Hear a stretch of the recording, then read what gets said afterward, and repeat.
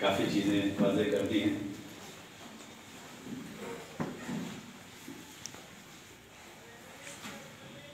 आज की मेरी बातचीत के 3 हिस्से हैं।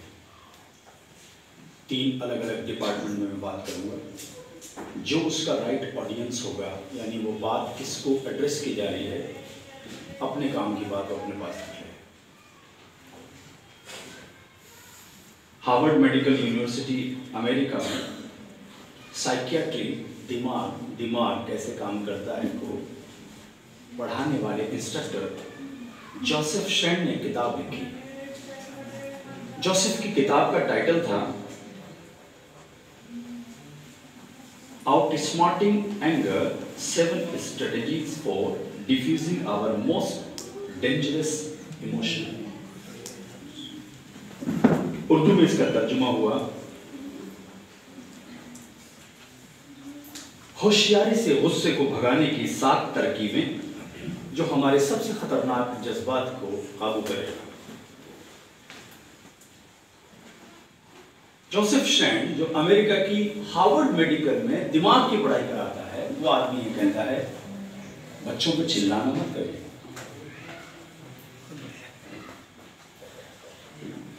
उसने अपनी किताब में जो बात कही ऐसे कैसे पढ़ के सुना रहा हूं। As soon as you begin to raise your voice, you activate the limbic system, part of your brain that is responsible for fight or flight response.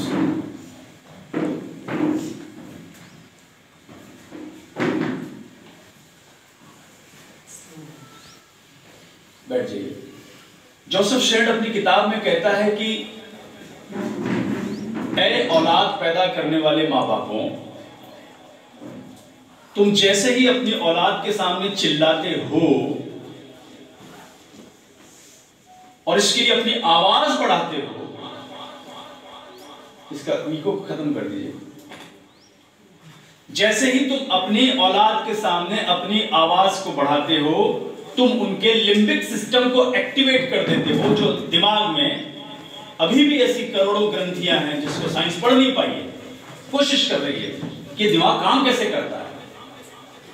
लेकिन जिसको पकड़ लिया गया है उसमें से एक लिम्बिक सिस्टम।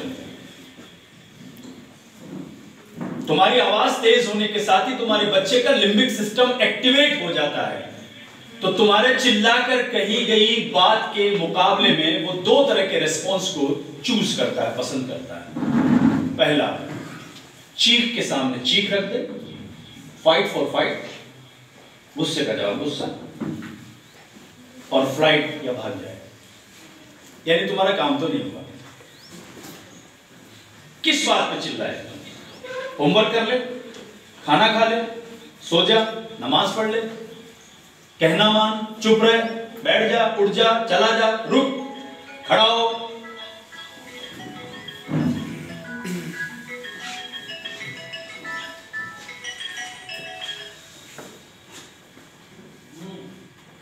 मुझे नहीं लगता जोसेफ शेन से ज्यादा मैं समझदार हूं दिमाग को पढ़ने के लिए, जो अमेरिका की इतनी मकबूल तरीन यूनिवर्सिटी में दिमाग पढ़ा रहा है। उससे ज्यादा होशियार तो नहीं हूं ना मैं इस मामले में। हो सकता है इस्लामियात के ऊपर बहस करे तो हम ज्यादा होशियार हो से।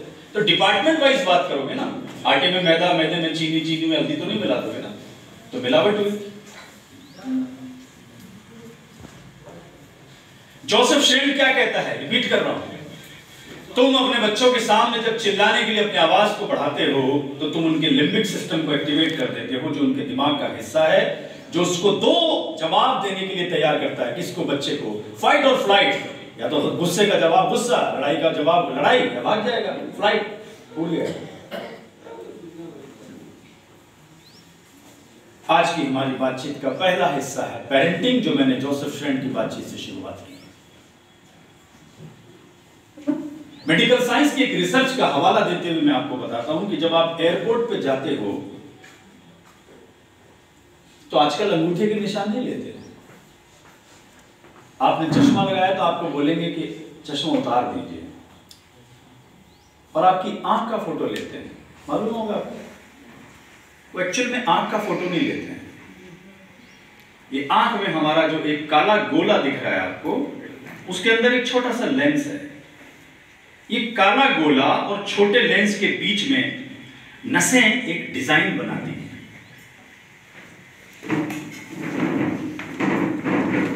बैठ जाओ भाई, बैठो। एक आदमी की वजह से सब डिस्टर्ब होते हैं ना, या चले जाओ, दो में से एक काम करो, खटर पटर ना करो। ये काले गोले में और लेंस के बीच में नसें मिलकर एक डिजाइन बनाती है जिसे अंग्रेजी में आइरिस कहते हैं। मेडिकल साइंस ये कहती है कि इस रुए जमीन पर एक इंसान की आंख की डिजाइन दूसरे से नहीं मिलती, ख्वाह वो किसी बाप की औलाद ही क्यों ना हो। तो अगर इस अंदाजे से दुनिया में अगर 9 अरब लोग हैं तो अल्लाह रब्बुल इज्जत ने हर एक आंख की आइरिस की डिजाइन अलग बनाई। पता चला? मैं बाज अपने उलमा से कहता हूं, साइंस इसलिए पढ़ा करो ताकि तुम्हारा ईमान और मजबूत हो जाए। बायोलॉजी पढ़ते जाओ, ईमान मजबूत होता जाएगा। ज्योग्राफी पढ़ी, ईमान मजबूत होता जाएगा। अभी मुफ्ती खालिद साहब से जयपुर में मेरी बातचीत चल रही थी, तो उन्होंने कहा कि सर थोड़ा हमें ये बताइए कि ये जो खला है ये क्या है। मैंने कहा ईमान बहुत मजबूत हो जाएगा मुफ्ती साहब इसके बाद जानने के बाद। तो मैंने उनको बेसिक पहले सोलर सिस्टम बताया, सूरज क्या है, क्या कौन से सैयारे कैसे, कौन से सितारे कैसे चक्कर काटते हैं, दिन और रात का फैसला कैसे होता है, वगैरह वगैरह।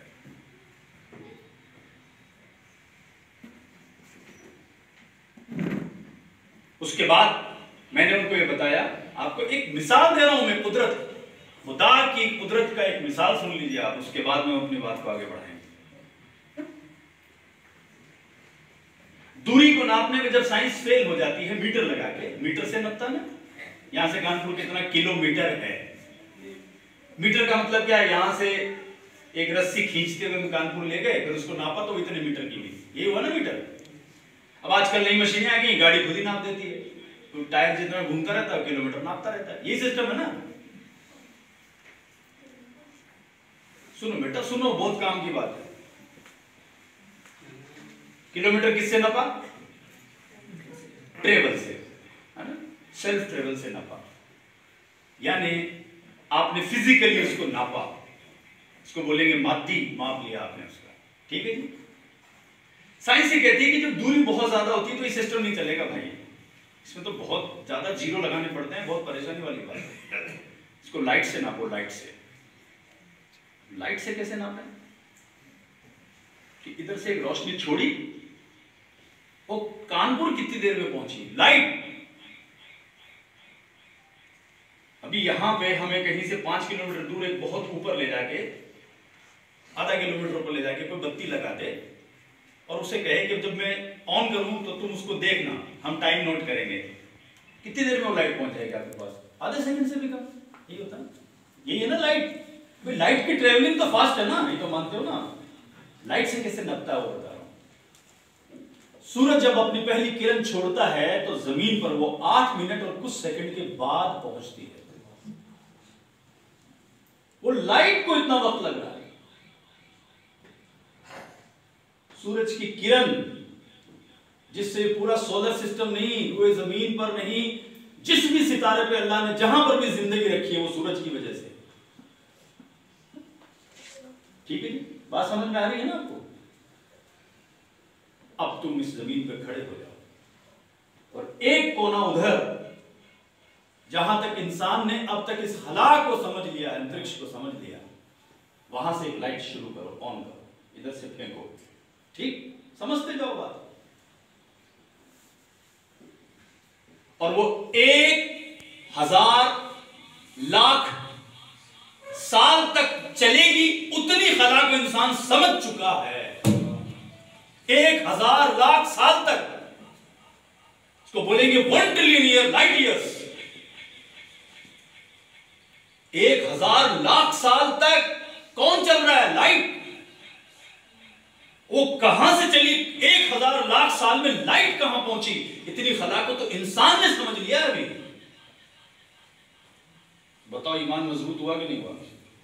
छोटे से गोले के ऊपर हम कितना झंझट लेके बैठे हुए। पीके फिल्म में बोलता ना अमीर खान, ये छोटा सा गोला में तुम इतना झंझट लेके बैठा है, तुम बचाएगा? बोलते हैं, फिल्म देखी होगी जिसने। आइरिस, वापस आते हैं उसके ऊपर। आंख की निशान दूसरे इंसान की आंख के निशान से नहीं मिलते। अल्लाह अपनी कुदरत से तुम्हें हर बार चौंकाता है। कुरान तुमसे कहता है कि तुम गौर नहीं करते। यही तो है वो गौर। क्या मालूम चला? ये कि दुनिया में भेजा गया हर इंसान एक्सक्लूसिव है, एक्स्ट्रा ऑर्डिनरी है, शानदार है। ये पता चला ना? मालूम चला कि नहीं चला? तो अब ये बताओ, तुम कैसे मालूम करोगे कि तुम्हारी मुट्ठी में भेजा गया बीज, सीड केसर का है कि बाजरे का है कि जवार का है कि फूल का है कि गुलाब का है? रगड़ा कहां पैदा होता है? बीज तो फ्रूट देगा, किसान दहका खराब है। अगर ये मालूम कर लिया कि कश्मीर से उठाया गया केसर का एक बीज बहुत अच्छी खेती देता है, 4 लाख 5 लाख रुपए किलो से लेके 40-50 लाख रुपए किलो तक मेरा बाल बिकता है, मान लीजिए किसी किसान ने ये बात मालूम कर ली, और जी कश्मीर से या स्पेन से या ईरान से, जहां केसर दुनिया में 1 नंबर पैदा होती है, जाफरान, वहां के बीज उठा लाया, ठीक समझते जाओ, और राजस्थान के जैसलमेर की जमीन पे लाके बो दिया, अब तो केसर ही केसर होगा, मजा आ जाएगा। क्या ये मुमकिन है? क्यों? उस सीड में वो जो बीज वो लेके आया है, उसके डीएनए में जो उसकी कोडिंग है, जो अल्लाह ने उसके अंदर एक पौधा बनाकर फ्रूट देने की जो कोडिंग डाल दी है, उसमें तो कोई गड़बड़ी नहीं है ना भाई। वो बीज तो अगर जिसको जैसे पानी मिलेगा वो तो कोशिश करेगा ना केसर बन जाऊं। करेगा नहीं करेगा? बताओ तो सही। बनेगा क्यों नहीं? किस चीज के नंबर कट गए? बताओ। एटमॉस्फेयर के कट गए, माहौलियात के। पता ये चला कि बीज की कोडिंग की कैपेसिटी थी केसर बन जाए,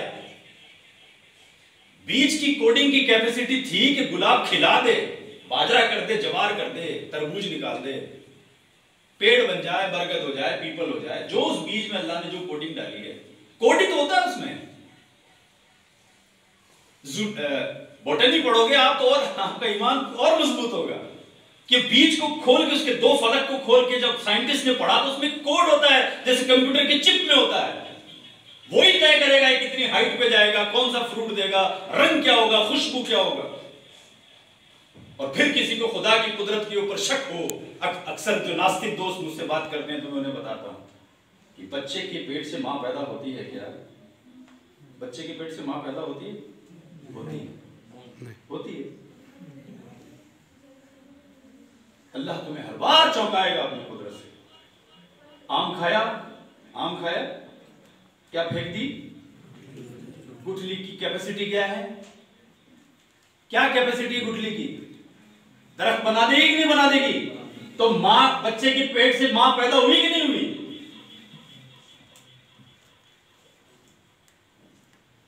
हर चीज, तरबूज खा के तुम एक तरबूज लाए, एक तरबूज खा के तुमने जो फेंका, और अगर उसके अंदर 500 बीज हैं तो 500 तरबूज की बेल पैदा करने की उसमें कैपेसिटी है, जो और हजारों तरबूज पैदा करेंगे।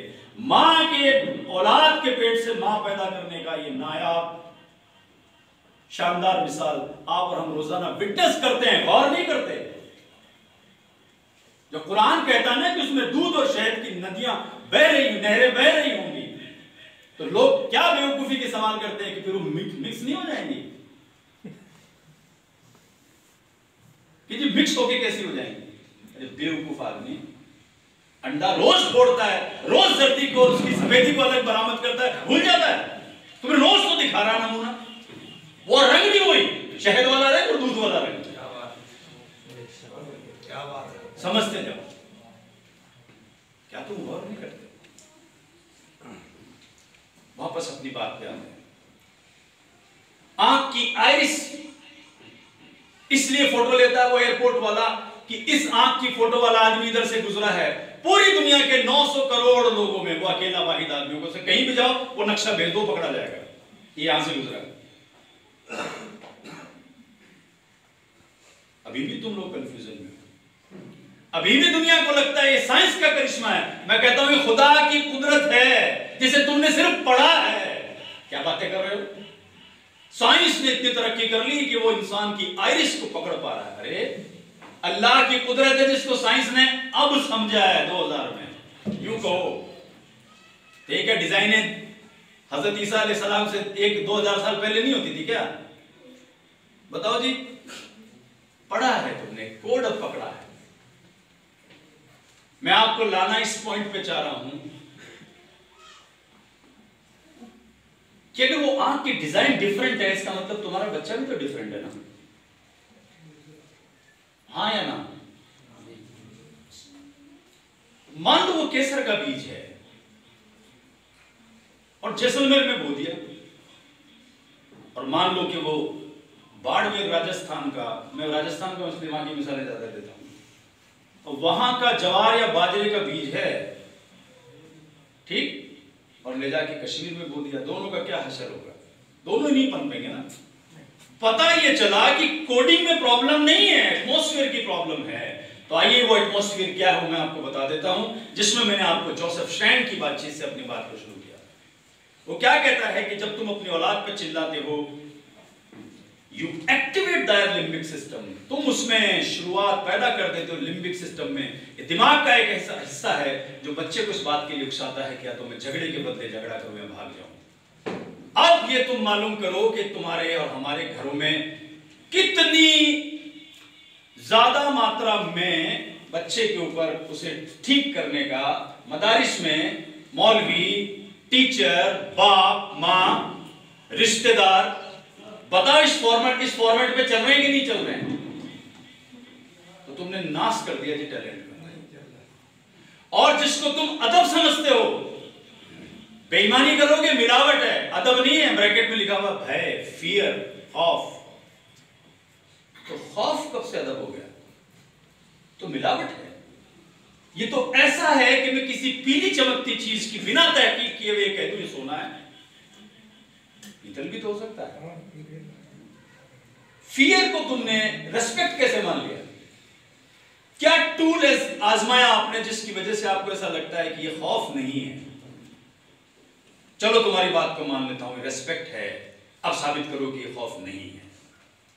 रिसर्च मेथोडोलॉजी में, शायद भाई ने अपने सबने पढ़ा, रिसर्च मेथोडोलॉजी में ऐसे ही हम लोग वेरिएबल लगाते हैं, चल यानी फिल्टर लगा के क्वेश्चन को रिफाइंड करते हैं, सवाल को और प्योर करते हैं। जैसे गुड़ की सफाई होती है ना, फिर छानते हैं, फिर गरम, फिर छाना, फिर गरम, फिर छाना। मान लिया कि वो बच्चा तुम जो चीखे as a teacher, as a parent, as a रिश्तेदार, उसके बाद में उसने जो बच्चे ने चुप्पी पकड़ ली, तुम्हें कैसे पता वो रेस्पेक्ट है? चलो तुम्हारी बात को मान लेता हूं रेस्पेक्ट है, अब साबित करो कि फियर नहीं है। सवाल है ना भाई, बहुत बड़ी मिलावट है। अब इसमें आपके लिए सबक क्या है? ये तो प्रवचन थे, ये तो आप कह सकते हो कि जी आप बड़ी दूर से आए हो, आपके टिकटों के पैसे भी शाहिद भाई ने भुगते हैं, ठीक, और हम लोगों को यहाँ बुला लिया, लिहाज में हम आ गए, तुम्हारा ज्ञान भी ले लिया हमने। हमारे लिए सीख क्या है? ये तो तुम डांट रहे हो, सारे डांट रहे हैं, तुम भी डांट रहे हो। सॉल्यूशन, हर वो बात बेकार, मेरी नजर में उसकी कोई वैल्यू नहीं है जो आपको सॉल्यूशन न दे। सॉल्यूशन ये है, वो खुद ही आदमी जोसेफ स्ट्रैंड ही कहता है कि जी तुम्हें जब ऐसा महसूस हो ना, तो तुम एक काम करो, ये हटाओ, पहले चीखो मत बच्चे पे, और 3 लफ्ज याद रखो, SLL, स्टॉप, लुक, लिसन। रुक जाओ, पहले जो गुस्सा आ रहा है उसको पी जाओ। और 12 अहादीस में भी तो हमको यही समझाया गया ना, है ना? खड़े हो तो बैठ जाओ, पानी पी लो, वुजू कर लो, जगह छोड़ दो, स्टॉप। गुस्सा आ गया ना, रुको, देखो साबित है हदीस से। और उसके बाद में मुद्दे को समझो और बोलने से पहले सुनो। देखो उसका, देखो टेक्निक, देखो क्या कह रहा है वो। अरे तुम बोल रहे हो क्या? बोला हाँ, बोलो मत, सुनो। बोलना तो है ही तुम्हें सुपरमेसी इस बात की, तुम्हारे सुपरमेसी नॉलेज पे थोड़ी है, सुपरमेसी इस बात पे है कि तुमसे वो पैदा हुआ है। ये आज मेरे बच्चे दोनों साइंस पढ़ रहे हैं, मैंने तो नहीं पढ़ी, तब साइंस के मामले में तो सुपरमेसी का तो खेल खत्म हो चुका ना। फिजिक्स तो ज्यादा जानता होगा मेरा बच्चा मुझसे। अब जो रिलेशन रह गया वो तो रेस्पेक्ट का है, और रेस्पेक्ट का किस बात का? वो मेरी गोद में डाल दिया वो बच्चा अल्लाह ने, बस। नॉलेज पे फिजिक्स पे बात होगी मेरी बच्चे से मेरी, तो कोई गुंजाइश है मैं जीत जाऊंगा उससे? सुपरमेसी का खेल कहां है यहाँ पे? बड़े होने का, अजीम होने का खेल कहां बचा? तो गेम चेंज हो चुका। वो तो बच्चा पलट के कह देगा 2 दूनी 4 होते हैं सर, 2 दूनी 3 क्यों लिख रहे हो अब्बू? आप अब्बू क्यों लिख रहे हो? सब में इज्जत है। Still you are factually wrong. तर्क से भी तुम गलत हो क्योंकि तुम्हें गणित नहीं आती। बात सही है गलत समझते जाओ। कड़वे घूंट पीना चाहिए इंसान को, इसलिए पीना चाहिए क्योंकि उसे मालूम होना चाहिए कि वो कहां खड़ा है। जोसेफ कहता है रुको, मामले को समझो, सुनो। ये पेरेंटिंग से जुड़ी कुछ बातें मैं आपको पहले बताऊंगा, उसके बाद में 2 काम की बातें और मेरी बात खत्म।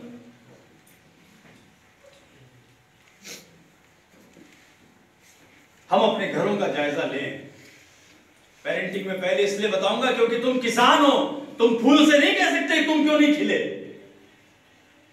ये क्या बात हुई?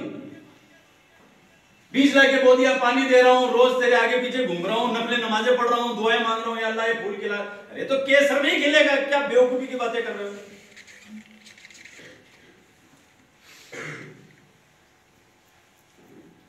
मालूम करो कि आपके बच्चे के बीज का कोड क्या है।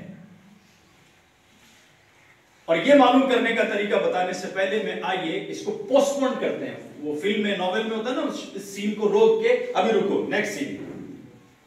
अर्तगल सीरियल देखा होगा, उसमें ना 4-4 साजिशें एक साथ चल रही हैं। इसको रोको, अगला सीन समझ, इससे रोक, अगला समझ। अब पहले में फिर आ जाती है कहानी। अब फंसा रहता आदमी, फंसे में रहो, रुको। फैमिली के फ्रंट पे अगर आप ये कहो कि समस्या आपने बता दी, भाई जी समझ गए हम आपको, आपके ट्रेन के पैसे दिए हमने, टिकट के, सॉल्यूशन बता के जाओ, नहीं पीटेंगे तुम्हें। क्यों रे, कह सकते हो भाई, इन्वेस्ट किया ना आपने, मैं तो मारवाड़ी आदमी हूं, हमारे इन्वेस्टमेंट की बड़ी वैल्यू है ना। लोग कहते हैं शादियों में खाना नहीं छोड़ना चाहिए प्लेट में। मकसद ये नहीं होता है लड़की के बाप का, इन्वेस्टमेंट बेकार जा रहा है। अरे हलवाई से ढूंढ पका कचरे में डाल दे। इसकी अखलाकियात और इस्लामियात पे बाद में बहस होगी, पहले तो पैसे जा रहे हैं। यही मतलब होता है ना। पूछते जाना जो आपको समझ में नहीं आए। फैमिली के फ्रंट पे अगर आप एक अच्छे बाप हैं, मां हैं, किसान हैं, तो खेत का माहौलिया ठीक रखना पड़ेगा ना, तभी फ्रूट देगा ना वो। यही बात है ना। अरे यही बात है ना।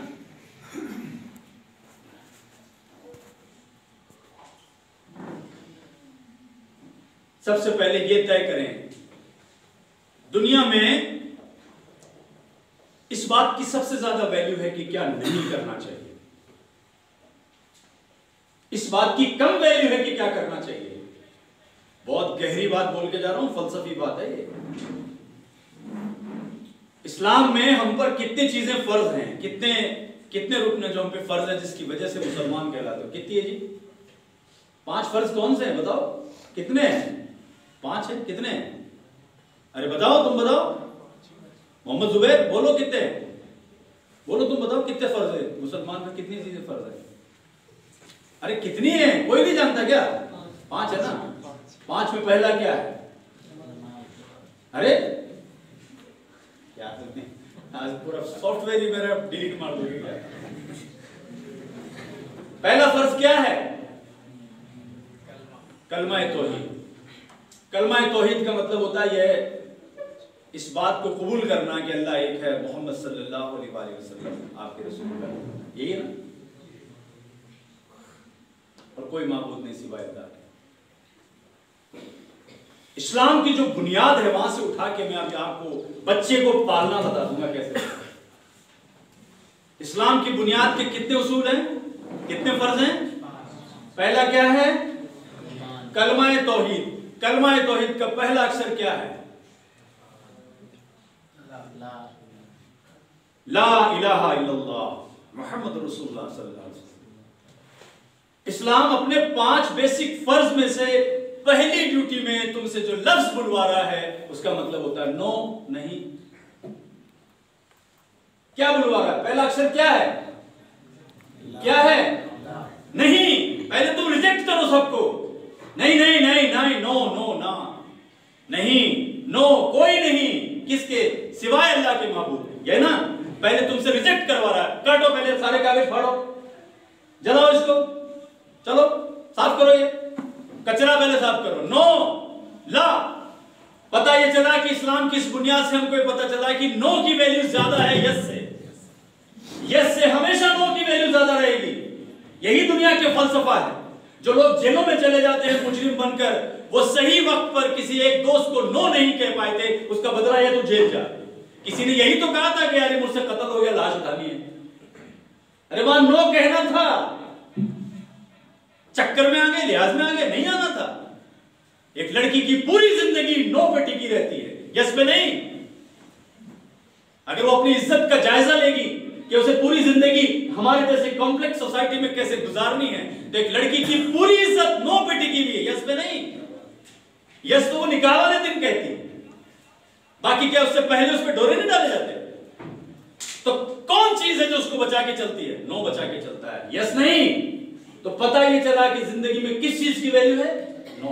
किसकी वैल्यू नहीं है? यस। यस की वैल्यू कम है नो के मुकाबले। तो पहले नो की वैल्यू को समझो, नहीं को समझो, नहीं को कबूल करना जानो। क्या मालूम चला? ये मैं तुम्हें यहां लाना चाह रहा हूं कि बच्चे पालने में और इस्लाम ने जो तुम्हें बेसिक उसूल सिखाए हैं, उसमें जो तुम पे पहला फर्ज है, उसका जो पहला लफ्ज है, उसकी वैल्यू क्या है? ला, नो। नो से क्या सीखा? हमें अपने बच्चों के सामने कौन सी बातें नहीं करनी, करनी तो सारी सिखा रहे हैं। तो चचा की, फुप्पी की, खाला की, रिश्तेदारों की, किसका किसके साथ चक्कर है, कौन ने किसकी जमीन दबा ली, कौन जेल चला गया, कौन फरार है, किसने किसके पैसे खा लिए, ये बातें बच्चों के सामने आपको नहीं करनी है। करोगे तो जरूर, नहीं मानोगे, मालूम है मुझे, वो डीएनए में आ चुका है बिगाड़। इतना तो कर सकते हो, इतना तो वेट कर सकते हो कि मोहम्मद जुबैर को बाहर भेज दो, बच्चे को जो 10वीं क्लास में पढ़ रहा है। इसे, इसका जहन अपनी बहन के लिए क्यों खराब कर रहे हो? वो तो फुप्पी समझ के उसे इज्जत दे ही रहा है बेचारा, तो बच्चा है वो। तुम्हारा रड़क है अपनी बहन से, तुम्हारा झंझट है अपने भाई से, रिश्तेदारों से। बच्चे का जहन क्यों खराब करना? तुम्हारे वैल्यू सिस्टम से तुम्हारी बहन का मामला फंसा ना, तुम्हारे वैल्यू सिस्टम में नहीं आ रहा है। हम तो बहन को देते हैं, हल्ले में बुलाते हैं, ये करते हैं, दूल्हा भाई जीजा जी याद नहीं करते, हमें वहां नहीं पूछा था, हैं वो शादी के अंदर हमें छोड़ दिया, बारात में लेकर कार्ड नहीं दिया। स्टॉप इट यार, प्लीज इसको रोक दो। और मैं जानता हूं हमारे जहनों से डिलीट नहीं होगा, क्योंकि शैतान खून में साथ मिलकर दौड़ता है। इतना तो कर सकते हो ना, मिनिमम कॉमन। पॉलिटिकल साइंस में एक शब्द चलता है, कॉमन मिनिमम प्रोग्राम। वो मुआहदे जिसमें कम से कम में हम मिलके चल पाए। तो औलाद के साथ ये तो कर सकते हो ना कि बीवी के साथ बैठकर या भाइयों के साथ की जाने वाली गीबतों के वक्त अपनी औलाद को दूर कर दो। तो औलाद को सामने क्या बात नहीं करनी, इसकी वैल्यू ज्यादा है बजाय इसके कि क्या करनी है। और ये मैंने आपको अभी इस्लाम के उसूलों की रोशनी में समझाया है। नो की वैल्यू ज्यादा, यस की नहीं।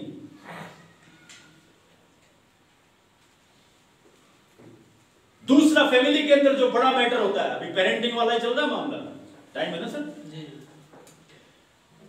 दूसरा फैमिली का जो मामला चलता है वो क्या? हमें जब सहूलत है हम प्रोग्राम करेंगे।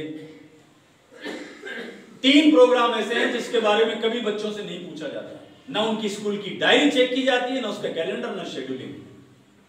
सगाइयां 1, शादियां 2, अकीके 3। बाकी मौत गमी जो है वो तो इंसान के अख्तियार में नहीं है, वो तो होके रहेगा। ईद बकरीद अपने कैलेंडर पे ही आएगी। ये 3 चीजें तो शेड्यूल कर सकते हो ना। हालांकि अकीका 7 दिन में हो जाना चाहिए। उस 7 दिन में कोई तो संडे पड़ता होगा, और जब वो 7 दिन के आगे कहानी टल ही गई है तो तुम सिर्फ अपनी सहूलत देखोगे, बच्चों की नहीं। ये जिंदगी रिले दौड़ है। यहां बच्चों को झंडी लेके मर जाना है हमको, और वो हमसे आगे नहीं गए तो फायदा क्या हुआ इस जिंदगी का? वही मोहल्ला, वही इकोनॉमी, वही इल्म, वही बुराइयां, वही गीबत, वही परेशानियां अगर हमारे औलाद के भी नसीब में है, तो मैं ये मानता हूं कि हमने एक गोले में गोल गोल चक्कर काटा है। हम काश सीधी रेखा पे दौड़े होते। यही मतलब है ना। इसमें सबक क्या है आपके लिए? इसमें यह कि अपने प्रोग्राम तय करने से पहले अपने बच्चे के स्कूल का कैलेंडर मालूम करोगे। तुम्हारा प्रोग्राम बच्चे के हिसाब से होगा। बच्चे के टीचर को जाके मत कहो इसे 10 दिन की छुट्टी दे दो, इसकी पुप्पी की शादी है। अभी दिसंबर में आएंगी 10 दिन की छुट्टियां। मेरी बिरादरी में जिससे मैं आता हूं वहां सारी शादियां जून जुलाई में होती हैं। मई जून जुलाई में होंगी, या जो सर्दी की छुट्टियां आ रही इसमें होंगी। क्यों? उन्हें मालूम है बाराती नहीं आएंगे। जाएंगे कहां? बारात लेके जाएंगे बस में 4 आदमी। औलाद स्कूल भेजेंगे तुम्हारी शादियां अटेंड करें। बहुत अच्छी बात है ये। तो अपनी शेड्यूलिंग को सुधारिए। जब हकीकत 7 दिन के बाद छूट ही गया है तो फिर बच्चे के स्कूल के कैलेंडर के हिसाब से कर लो। अपनी सुविधा देखेंगे। अभी पैसे आए हुए हैं, अभी वो सऊदी अरब से वो भला चच्चा का लड़का आया हुआ है, अभी जो है वो खालू जी भी फिर बीमार है, अभी तंदुरुस्ती ठीक है उनकी, अभी कर लें। उससे कोई नहीं पूछ रहा है जो 12th क्लास का एग्जाम देने के लिए जा रहा है। और शर्म की बात तो तब है जब बच्चे के सालाना एग्जाम सेमेस्टर पेपर चल रहे होते हैं और हम प्रोग्राम कर रहे होते हैं। क्या बदतमीजी है यार, ये क्लासिक बदतमीजी है ये। छोड़ दो यूनिवर्सिटी के बच्चों को, वो हो सकता है मैनेज कर लें। सबसे ज्यादा इंपॉर्टेंट क्या है वो भी पॉइंट आने वाला आपके सामने, तो आपको मेरी ये बात समझ में आ जाएगी। और क्या है? हमारा सोशलाइजेशन, मोहल्ले की बैठकें, उनमें की जाने वाली बातें, गिबतें, मोहल्ले की पंचायतियां, इसमें कहीं पर भी हम अपने अंदर ये फिल्टर नहीं लगाते कि इससे बच्चे को मिलेगा क्या। ह्यूमन रिसोर्सेज में एक चीज पढ़ाई जाती है, हैंड ओवर टेक ओवर। किसी का